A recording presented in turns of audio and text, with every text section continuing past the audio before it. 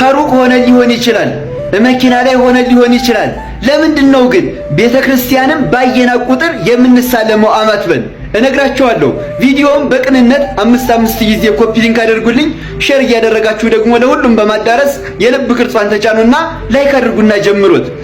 ቤተክርስቲያንን ባየና ቁጥር ሩቅ ብንሆንም ትራንስፖርት ላይ ብንሆንም እንሳለማለን።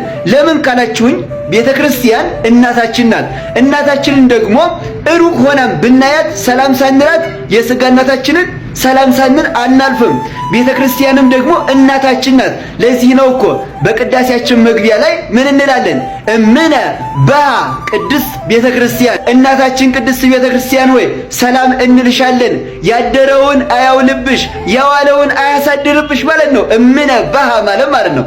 ስለዚህ ሰላም እንላታለን። እንኳን እኛ ነቢያት ሳይቀሩ ከሩቅ ሆነው እንደተመለከቷትና እጅ እንደነሷት ቅዱስ ያሬድ እንደዚህ ብሎ ይነግረናል። እምርሁ ቅሰ ርኢዋ ወተአምህዋ ወአእመሩ ከመሃገሮሙ ይእቲ። ቅዱስ ያሬድ ነው እኮ ከሩቅ ሆነው እነ ዳዊት እነ አብርሃም ተመለከቷት፣ ይህችም ሀገራቸው እንደሆነች አውቀው እጅ ነሷት። ወተአምህዋ እጅ ነሷት ይላል። ስለዚህ እኛም እናታችን ስለሆነች እናትን ደግሞ ሰላም ሳይሉ ማለፍ አግባብ ስላልሆነ ቤተክርስቲያንን ተሳልመን እጅ ነሰን እናልፋለን ማለት ነው። ስለዚህ ምክንያት ነው። ሐሳብ አስተያየታችሁን ኮሜንት ላይ አስቀምጡልኝ። ዛሬ እንግዲህ ዘመድ ጋር ስለሆነ ያለሁት ያው ባክግራውንድም ተቀይሯል ማለት ነው። ደስ ይላል አይደል? ወደፊት እንግዲህ እንደዚህ አይነት ባክግራውንድ ቢኖረኝ በጣም ደስ ይለኛል። ደግሞም እግዚአብሔር ያውቃል። ሼር ኮፒ ሊንክ እያደረጋችሁ ለሁሉም አዳርሱልኝ። ላይክ ማድረግ እንዳትረሱ። ቤቱ ስለሚጠቅማችሁ ፎሎ አድርጉ። እወዳችኋለሁ። ክብር በሉልኝ። እንደዚህ እንደ ብርሃን ብርት በሉልኝ። ስለ መስከረም 25 አንድ ልዩ ነገር ልንገራችሁ። ቪዲዮውን በቅንነት 5 ጊዜ ኮፒ ሊንክ አድርጉልኝ። ሼር እያደረጋችሁ ደግሞ ለሁሉም በማዳረስ የልብ ቅርጿን ተጭናችሁ ላይክ አድርጉና ጀምሩት። መስከረም 25ን ከሌሎች ቀናት ልዩ የሚያደርገው ምንድነው ካላችሁኝ መስከረም 25 ክረምት የሚያበቃበት ቀን ነው ማለት ነው። በቤተ ክርስቲያናችን አቆጣጠር መሰረት ሰኔ 26 ክረምት ይገባል እና ይሄ ክረምት የሚያበቃው ደግሞ ክረምት አለቀ የሚባለው መስከረም 25 ነው። መቼ ገብቶ ሰኔ 26 ገብቶ መስከረም 25 ክረምት ያልቃል ማለት ነው። እና መስከረም 26 ነገ ማለት ነው እንግዲህ ሰኞ ጽጌ ወርሃ ጽጌ ይጀምራል ማለት ነው። እናም ለዚህ ነው አባ ጽጌ ድንግል ሐለፈ ክረምት ቆመ በረከት፣ ክረምት አለፈ በረከት ጸና ተተካ፣ ተሰርገወት ምድር በስነ ጽጌያት፣ ምድር በአበቦች ተሸለመች ያለው ማለት ነው። እናም በዚህ በጽጌ ወራት ደግሞ ስለ አበቦች በአበቦች ስለተመሰሉት ነገሮች ስለ ቤተ ክርስቲያን እንዴት ሙሽራይቱ ሙሽራዋን ናአሃቤ ና ወደኔ የምትልበት ወራት፣ ስለዚህ ስለ ድንቅ ነገሮች ወርሃ ጽጌን የምንማርበት ወር ነው ማለት ነው። እናም በዚህ በጽጌ ወራት ስለ ጽጌ ድንቅ ነገሮች ወደ እናንተ ማድረሴን እቀጥላለሁ። ሐሳብ አስተያየታችሁን ኮሜንት ላይ አስቀምጡልኝ። ሼር እና ኮፒ ሊንክ እያደረጋችሁ ደግሞ ለሁሉም አዳርሱልኝ። ላይክ ማድረጋችሁን እንዳትረሱ። ቤቱን ፎሎ እያደረጋችሁ ተከታተሉ። እወዳችኋለሁ። ክብር በሉልኝ። እና ሌላኛው በዚህ አጋጣሚ ማስተላለፍ እንፈልገው መልእክት እንግዲህ ብፁዕ አቡነ ሳዊሮስ የሲኖዶስ ስራ አስኪያጅ ናቸው አይደለ? የሲኖዶስ ስራ አስኪያጅ ናቸው እና አንሳቸው ከኦሮሚያ ክልል የመጡት ኦሮምኛ ቋንቋ በደንብ ይናገራሉ፣ ይችላሉ። ስለዚህ እዛ ክልል ላይ ያሉትን ክፍተቶችን ከእሳቸው ጋር አንድ ላይ ህዝቡን እንደ ህዝቡ አንድ ላይ ፕሮቴስታንቱ ተሻምቶ ሊወስድብን ነው። እኛ ግን እዛ አካባቢ ላይ ያሉት አባቶች ላይ የምናነሳቸው ትችቶች ምናምን ነገር ጥሩ አይደለም። በቃ እንደ አባት ከተሾሙ ቤተክርስቲያን ስልጣን ከሰጠቻቸው እንደ አባት የመቀበል ግዴታ አለ። አቡነ ሩፋኤልንና ብፁዕ አቡነ ሳዊሮስ ላይ ከፍተኛ ትችት ነው ማየው ከኛ ሳይድ። ምን አይነት ትችት? ይሄኛ አባት አይመራኝም፣ ይሄ አይመራኝም፣ ይሄ እንደዚህ ያደርገኝም። ይሄ ነገር አያዋጣም። ቤተክርስቲያን አምና ወንበር ላይ ያስቀመጠችውን አባት መተቸት ለኔ አግባብ ነው ብዬ አላስብም። በተቻለን አቅም ከነሱ ጋር ተቀራርበን ነው መስራት ያለብን ብዬ ነው ማምነው። ተቀራርበን መስራት ነው ያለብን። በደንብ አድርገን እዛ አካባቢ ላይ ያለውን ክፍተት መምላት ይኖርብናል። ተቀራርቦ መስራትን የመሰለ ነገር የለም እና እኔ አሁን እግዚአብሔር ቢወድና ቢፈቅድ ከነኚህ አባት ጋር የመገናኘት እድሉ ቢኖረኝ ብዬ እመርጣለሁ። ከብፁዕ አቡነ ሳዊሮስ እና ከአቡነ ሩፋኤል እነዚህ ኦሮሚያ ክልል ላይ ካሉ ሊቃነ ጳጳሳት ጋር ምንድነው ያለው ነገር? እስኪ እንዴት አድርገን ነው ተባብረን ልንሰራ የምንችለው? እንዴት ነው ውጤት ልናመጣ የምንችለው? ክልሉ ላይ በጣም በሚሊዮን የሚቆጠሩ ኦርቶዶክስ ነው ያለው። እኛ እጅ ለእጅ ተያይዘን ከምንፍቅና ማዕበል ልናወጣቸው ይገባል። ውዳሴ ማርያም ከማንበባችን በፊት ይህንን ቃል እንድናነበው እንድንጸልየው አባቶቻችን ይመክሩናል። የምንችል በግዕዝ የማንችል ደግሞ በአማርኛ ልንጠቀምበት ይገባል። ግዕዙን ከላይ ይጽፍላችኋለሁ፣ አማርኛውን ደግሞ እልላችኋለሁ። የብርሃን ልጅ የምትሆኚ የብርሃን እናቱ ድንግል ማርያም ሆይ ከሰይጣን ማሰሪያ ፍቺኝ፣ አገልጋይሽ ቅዱስ ኤፍሬምን እንደባረክሽው ባረኪኝ ቀድሽኝ ብለን ይህንን ጸሎት ጸልየን ልንጀምረው እንደሚገባ አባቶቻችን የጽጌ ጾም ይጾማል ወይስ አይጾምም? የጽጌ ጾም ከሰባቱ የአዋጅ ጾማት መካከል ያልሆነ የፍቃድ ጾም ነው። ይህን ጾም አንድ ክርስቲያን ቢጾመው በረከት፣ ባይጾመው ኃጢአት ኩነኔ አይሆንበትም። አንድ ክርስቲያን ከመቤታችን ስደት በረከት አገኛለሁ ቢል ራሱን በንስሐ አጥቦ በማይሌት በቅዳሴ ጸሎት እየተሳተፈ ስጋው ደሙን እየተቀበለ ከመቤታችን ስደት በረከት ተካፋይ መሆን ይችላል። ባይጾመው ግን ኃጢአት ኩነኔ አይሆንበትም። ብሰል ጥሪያቱን ያዝ ራስህን ጠብቅ። አንተ ካልጠበቀው ማን ሊጠብቅልህ ነው? የጥምቀት ታቦት ተሸክመን የምናከብረው የመስቀል ዘብ የምናከብረውን በዓል ማን ነው የሚያደበዝዘው? ማን ነው የሚያዳክመው? ማን ነው እንዲቀዘቅዝ የሚያደርግ? አስተውል ትውልድ፣ እንዳታቀዘቅዘው። ሞቅ አድርገው፣ ደመቅ አድርገው። ለማን መሰለህ? ያንተ ነው። ፈሪያቱን እኛስ ካለን እስክንሞት ድረስ አለን። ደማችን ጠብ ይላል። የጥምቀት የመስቀል በዓል ደማችን እዚሁ ላይ ካልፈሰሰ በምንም ታምር አይቀርም። ተወደደም ተጠላ ሃይማኖታችን አናፍርም። በሃይማኖታችን ወደ ኋላ አንልም። አሁንም ጀምሮ አንገቴን ተጣለው ነምታ አይዞ ካከበርከው ትከብራለህ። ከፈራ ፈሪ እኮ አያመልጥም። ጠንቀቅ። ሃይማኖት እስከዚህ ድረስ ናት። ሃይማኖት እስከዚህ ድረስ ስለሆነች በምንም ታምር ወደ ኋላ አይባልም። ጥምቀትን የመስቀልን በዓል አደራ ጠብቁ። በዓላችሁ ይችናል። አይ ሰው ሞኙ አያሌው ሞኙ ሰው አማኙ ይላል ያገሬ ሰው። አሁን በሰማይ ያለውን ባንዲራ ማን ይጠቀልልናል ብለው ነው ይሄ አያስፈልግም የሚሉ አንዳንዶቹ ያልገባቸው። ከደመናው ላይ የሚቀረጸውን እስቲ ማን ነው የሚያወርደው? እዚህስ ሊያወርደው ይችላል። መሰላል ሊያወርደው ይችላል። የሰማዩን ባንዲራ በምን መሰላል ያወርደው ይሆን? ገና አልገባውም እኮ ገና ነው። ሰው የያዘውን እየጣለ ያልያዘውን ይጨብጣል። ይቺ በዓል ለዘላለም ናት፣ አትርሷት። ከነጠቅ በኋላ መመለሻ የለም። ተጠንቀቅ። ሁለቱን የጥምቀትና የመስቀልን ደመራ በዓል አደባባይ አላከበር ነው። ይህን ድል ተጠቀምበት። ወደ ኋላ አትበል፣ አትሽሽ። ማን ልትሰጠው ነው በዓሉን? ብሰል ጥሪያቱን ያዝ ራስህን ጠብቅ።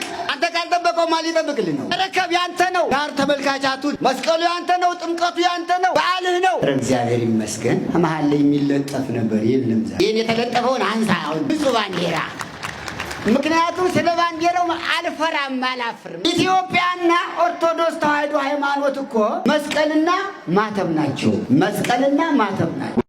ሰላም ለእናንተ ይሁን የኔ ተወዳጆች፣ እንዴት ናችሁልኝ? የጌታችን ኢየሱስ ጸጋና ሰላም በሁላችን ላይ ጸንቶ ይኑር። ዛሬ እስቲ አንድ ነገር ላጋራችሁ መጣሁ። እሱ ምንድነው? ስለ ክርስትናችሁ እንግዲህ ስለምታምኑት እምነት የጥንት አባቶች ምን ብለዋል ከሚለው ጋር በተያያዘ ለምሳሌ የሆነ ርዕስ ይነሳና ቅዱስ ቁርባን ከቅዱስ ቁርባን ጋር ተያይዞ አባቶች ምን እያሉ አስተማሩ የሚለውን ለማወቅ ምናልባት ልትቸገሩ ትችላላችሁ። ማለትም ከቅዱስ ቁርባን ጋር ተያይዞ እገሌ የሚባል አባት እንዲህ አለ፣ እዚህ መጽሐፉ ላይ እገሌ የሚባል አባት ደግሞ እንዲህ አለ፣ እገሌ እንዲህ አለ፣ እገሌ እንዲህ አለ እያላችሁ መዘርዘር በርካታ አባቶችን እንደዛ ማድረግ ሊከብዳችሁ የሚችል ከሆነ እኔ ዛሬ ቀላል መንገድ አሳያችኋለሁ። ኦኬ፣ የሆነ ዌብሳይት አስተዋውቃችኋለሁ። በጣም በርካታ ርዕሶች ላይ የምታምኑት እምነት ላይ ማለት ነው አባቶች ምን ብለው እንደተናገሩ እንድታውቁ እንድትረዱት ማለት ነው። እሱን ከመናገሬ በፊት ግን አንድ ነገር አስቀድሜ ልንገራችሁ። እንግዲህ ይህ አባቶች ምን አሉ ስንል ይሄ አሁን ምንድነው? ነገረ አበው ይባላል። ኦኬ፣ ፓትሮሎጂ ነው። ኦኬ፣ ፓትሮሎጂ ደግሞ ራሱን የቻለ ፊልድ ኦፍ ስተዲ ነው። አሁን በቴዎሎጂካል ዩኒቨርሲቲዎች ውስጥ ሳይቀር ይሰጣል እንደ ትምህርት ሆኖ እንደው በቀላሉ ፓትሮሎጂ 1 ፓትሮሎጂ 2 ምናምን እየተባለ ለአንድ ዓመት ያህል ከሌሎች ኮርሶች ጋር ተደርጎ ይሰጣል። እና ፓትሪስቲክ ስተዲ ተብሎ በጣም ሰፊ ርዕስ ነው። ምናልባትም ደግሞ ስፔሻላይዝ የምታደርጉ ከሆነ እዛ ላይ በጣም ሰፊ የሆነ ፊልድ ነው ፓትሮሎጂ ራሱ ማለት ነው። እና እዛ ውስጥ ገብቶ መማር አንድ ነገር ነው፣ ጥሩ ነው። ግን ብዙዎቻችን ያው ይሄን ነገር ምናልባት እንደዚህ አይነት አጋጣሚ ላይኖረን ይችላል። እሱ ብቻ ደግሞ ሳይሆን ማንበብም በጣም ብዙ ማንበብም ይፈልጋል። እና ብዙ ማንበብም ደግሞ እንደው የአባቶችን እንደው ትልልቆቹን ስራዎች ራሱ አይደለም መጨረስ ማጋመስ ራሱ በጣም ከባድ ነው። በጣም ብዙ ጊዜ ይፈልጋል። ስቲል እንደዛ ሙሉ ግን ማንበብ ነው በጣም አስፈላጊ ነው ማንበብ። ስለዚህ ምንድነው እዚህ ፓትሪስቲክ ነገሮች ላይ እንደዚህ ነገር አበው ላይ በጣም የሰሩ እድሜያቸውን ብዙ የጨረሱ የተለያዩ ስኮላሮች ሊቃውንት ምናምን ይኖራሉ። እነሱን እንጠቀማቸዋለን ማለት ነው። እያስተያየን እየመዘንን እንጠቀማቸዋለን እነሱ የሚሰጡንም ነገርና ምንድነው ዛሬ ማሳያችሁ ምናልባት ደግሞ ይሄ ዌብሳይቶች ደግሞ እንደዚህ ያግዛሉ እንግዲህ ለሰነፎች ስቀለር ነው። ግን ያው እንደነዚህ ነገሮችን ሁሉ ማግኘት ለማንችል ይረዳሉ። በቃ በቀላሉ ምንም አይነት ነገር አቦ ላይ ምንም ጥናት ያላደረገ ሰው ቀጥታ እዛ ላይ ሄዶ ብቻ ማየት ይችላል። ስለዚህ እምነታችሁን አትሊስት በተወሰነ መልኩም ካገዘ ማለት ነው። እና ዌብሳይቱ የካቶሊክ ነው። ከዚሁ ጋር ተያይዞ የካቶሊክ ወንድሞቻችንን የምር ሳላመሰግናቸው አላልፍም። በጣም ከነዚህ ነገር ጋር በተያያዘ በጣም ብዙ ስራን ሰርተዋል። ከነዚህ አይነት ነገሮች ጋር በተያያዘ ነገሮችን በጣም ማውጣት ላይ ጎበዝ ናቸው። እግዚአብሔር ይስጣቸው እና የነሱ ዌብሳይት ነው። እስቲ ላሳያችሁና ከዛም ትንሽ ነገር እላችኋለሁ። እንግዲህ የካቶሊክ ነው ካልኳችሁ ጥንቃቄ ይፈልጋል ማለት ነው። ስታዩ ካቶሊኮች አንዳንዴ የሚያምኗቸው ነገሮች አሉ እና እነሱ የሚያምኗቸውን ነገሮች ከአባቶች ካጣቀሱ በደንብ አድርጋችሁ ቼክ አድርጉ።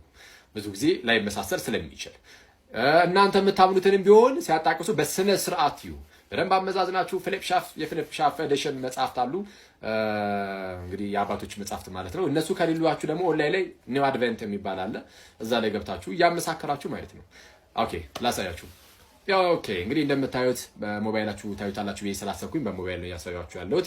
የዌብሳይቱ ስም practical apologetics blogspot.org ነው .com ኤኒዌይስ እንደዛ ነው።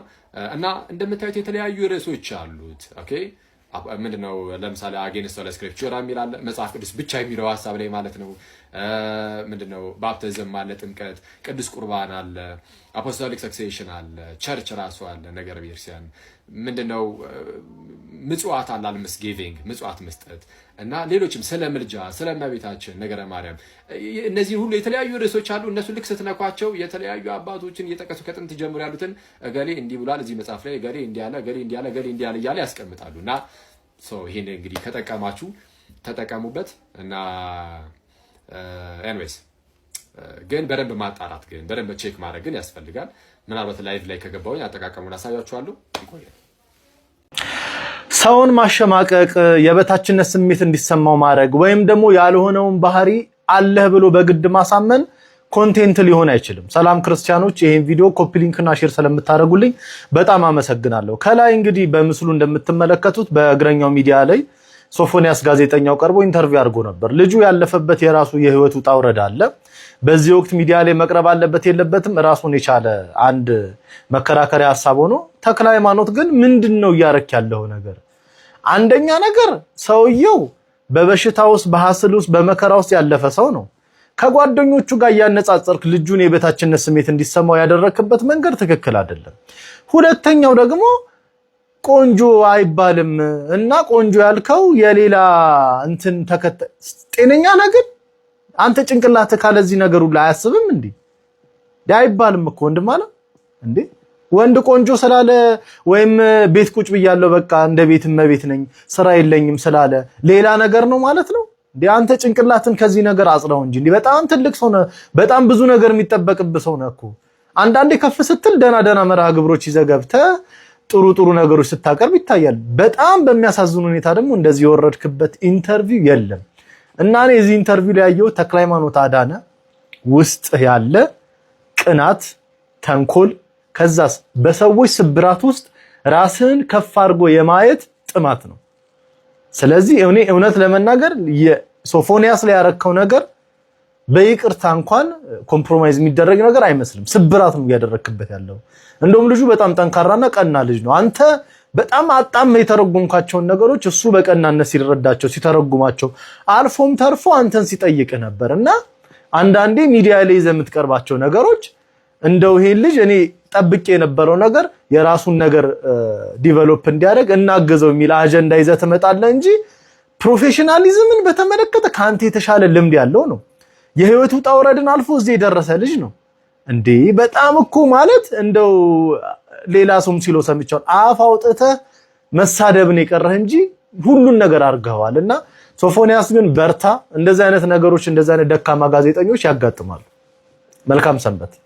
በሰንሰለት ታስሮ ራሱን ጸበል ላይ ያገኘው ጋዜጠኛ ሶፎንያስ ዋሲሁን ብዙዎቻችሁ የምታውቁት ነው። ለረጅም ጊዜ ከሚዲያ ጠፍቶ ነው የሚገኝ የነበረው። ራሱ ሐሳቡን አጋርቷል ማለት ነው። ተጠንቀቁ። ደጋግሜ የምላችሁ ለዚህ ነው። የምትሰሩትን ስራ ልትሰሩ የምታስቡትን ስራ ለሰዎች አታጋሩ።